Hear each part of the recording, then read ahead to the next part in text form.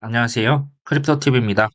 이번 시간에는 올해 경기 침체 피할 가능성 얼마나 되는지 10가지 차트를 통해서 한번 알아보는 시간 갖겠습니다.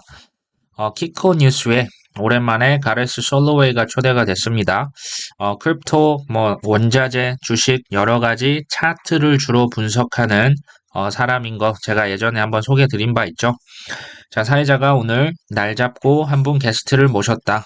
금, 은, 비트코인, 주식, 원자재까지 가격 전망 듣기 전에 거시 경제에 대해서 먼저 한 말씀 해달라. 자, 미국의 GDP를 얘기합니다. 2분기 GDP가 지금 2.4% 플러스로 이렇게 집계가 되었는데요. 전기 대비해서 오히려 더 증가했죠. 자, 미국의 소비 증가율도 1분기보다 조금 줄어들긴 했지만 여전히 1.6%로 강한 편입니다. 가레스가 답을 합니다. 현재 GDP라고 하는 게 사람들을 혼란스럽게 만드는 지표라고 얘기합니다. 자, 미국의 GDP는 총 생산량에서 수입량을 이렇게 뺀다고 하는데요. 자, 수입량이 늘어나면 GDP가 감소하는 거고요. 수입량이 떨어지면 오히려 GDP가 늘어납니다. 자, 미국의 수입량이 역대급 최저치를 기록했다고 합니다. 자, 수입량이 떨어졌다는 얘기는 이제 GDP가 상대적으로 좀 높게 나올 수 있다. 자, 사람들이 생각하는 것만큼 GDP가 미국이 막 경제가 확장 국면에 있는 것은 아니다라고 경고를 했네요. 사람들이 잘 모르지만 경기 침체 전조 중에 하나가 바로 수입량 감소라고 했습니다.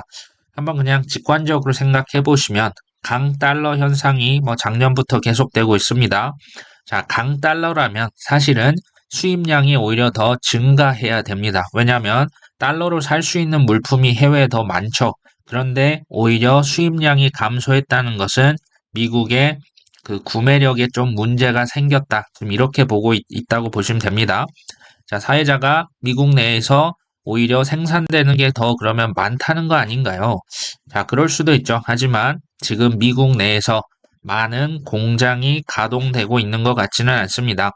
자, 제가 한두 가지 데이터를 지금 보고 말씀드리는 게 아니다라고 하면서 지금 그림에 보이는 차트를 가져옵니다. 보시면 빨간색은요, 이제 고소득 계층의 소비 어떤 정서를 나타내고요.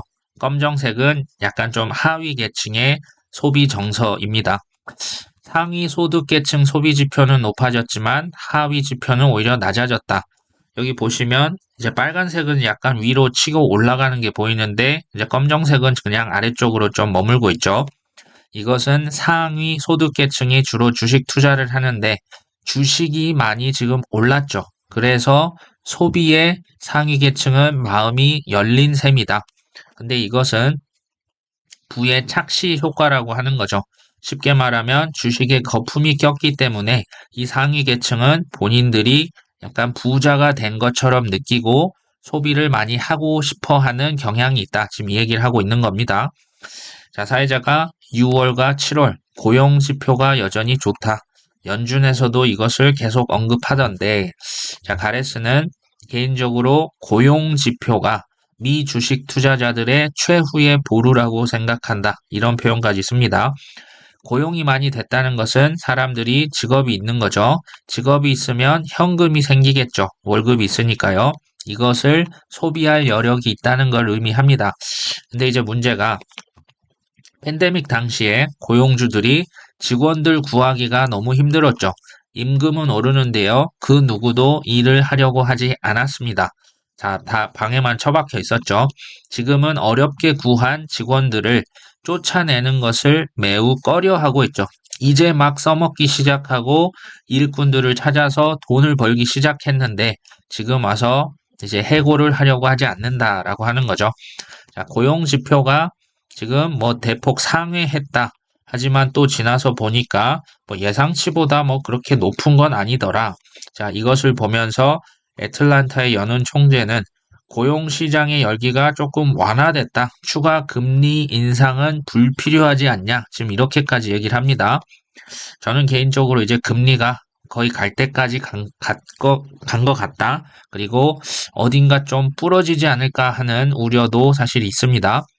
자, 다시 돌아와서 하지만 올 하반기, 이제 소견으로는 올 하반기 내년 초 큰 경기 침체를 예상하고 있다. 이게 발생하면 고용주들은 직원들을 다시 폭풍 해고하기 시작할 것이다.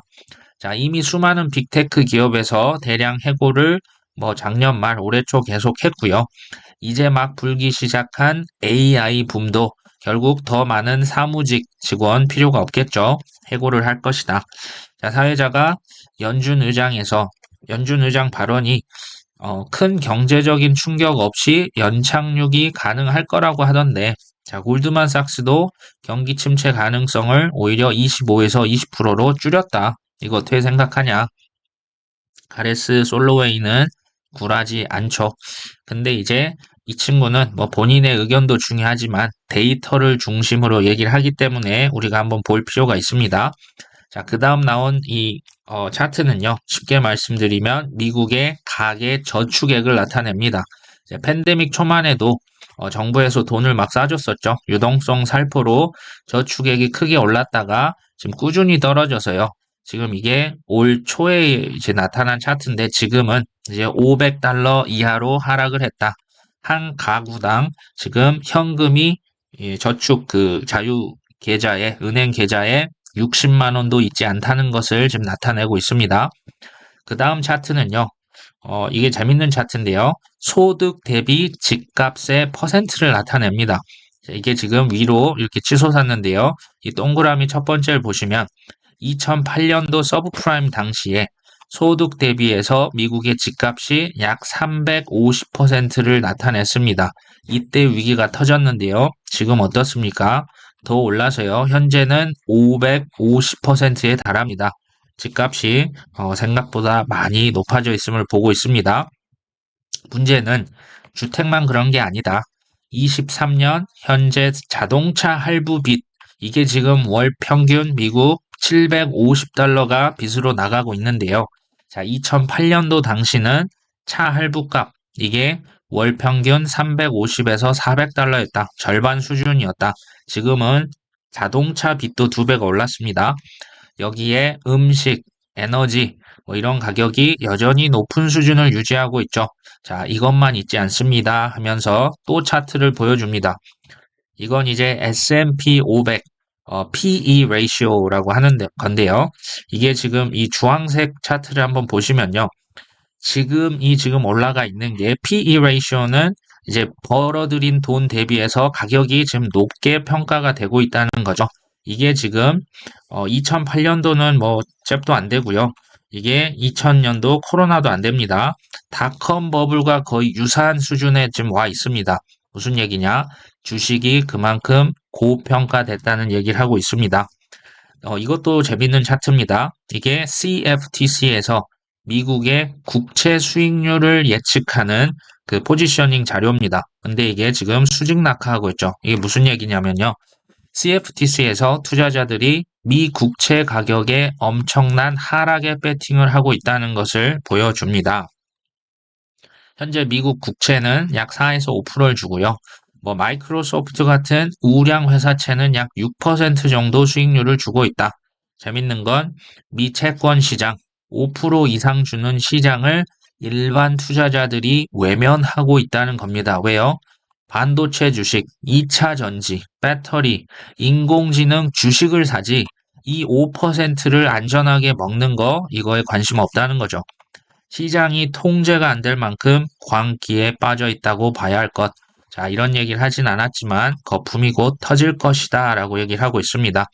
자, 또 하나의 차트인데요. 이것도 재밌습니다. 미 평균 회사채 수익률입니다. 여기에서 연준의 기준금리를 뺀 게 바로 지금 이 빨간색 차트인데요.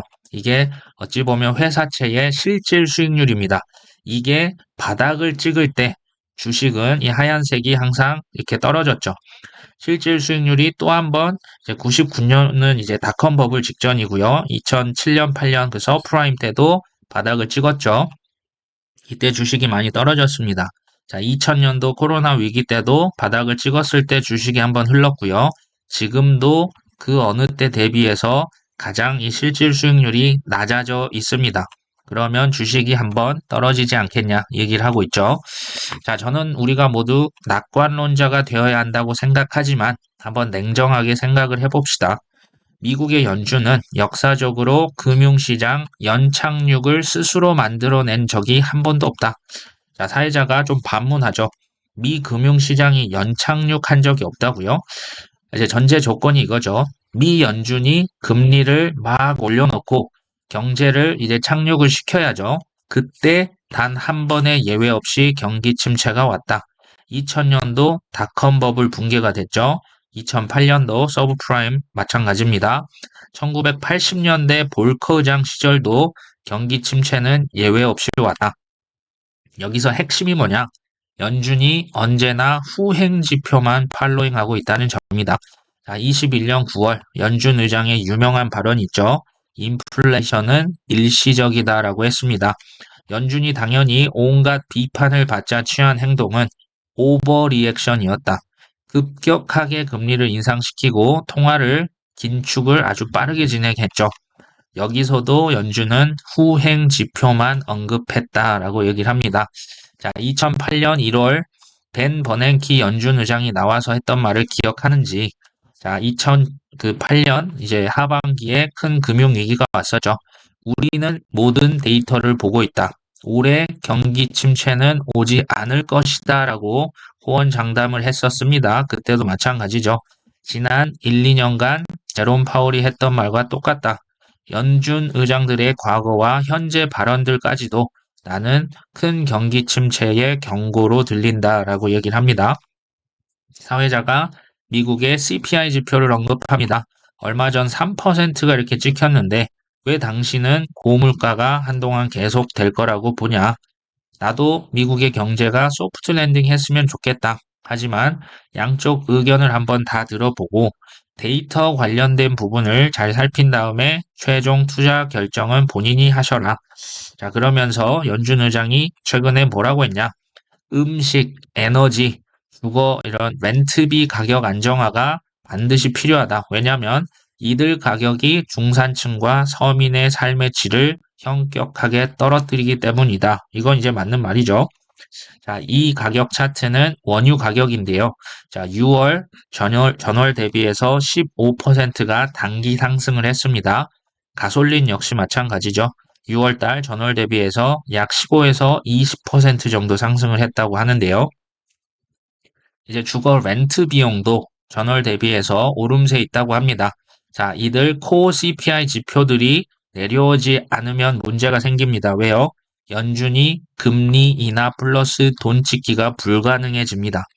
자, CPI가 1.5%였을 때 연준에서 돈을 찍었습니다. CPI가 9%가 넘어갔었죠.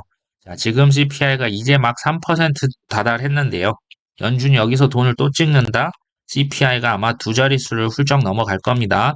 그래서 고물가가 지속되면 연준 돈 찍기가 불가능하다. 라고 얘기를 하는 거죠. 자, 사회자가 미 연준에서 한두 차례 금리 인상 더 할 수 있을까? 가레스가 기껏해야 이제 한 번 정도 더 가능할 수 있다고 본다라고 얘기를 하네요. 자, 이 상황에서 에너지 가격 너무 올라도 문제다. 유럽, 중국, 일본처럼 경기 부양책을 쓰지 않는 한 원유나 이런 에너지 가격이 오르면 미국의 경기 침체 가능성을 오히려 높일 수가 있죠. 수요가 당연히 줄어들겠죠. 자, 사회자가 여기서 또 재밌는 질문을 합니다. 과거 수개월, 수년 동안 많은 사람들이 경기 침체를 경고해 왔다. 근데 왜 아직도 이거 발생을 안 했냐? 이게 도대체 이유가 뭐냐? 자, 이 이유는 좀 제가 이야기가 길어져서 다음 시간에 좀 더 재미있게 다뤄볼 수 있도록 하겠습니다. 오늘도 끝까지 시청해 주셔서 감사합니다.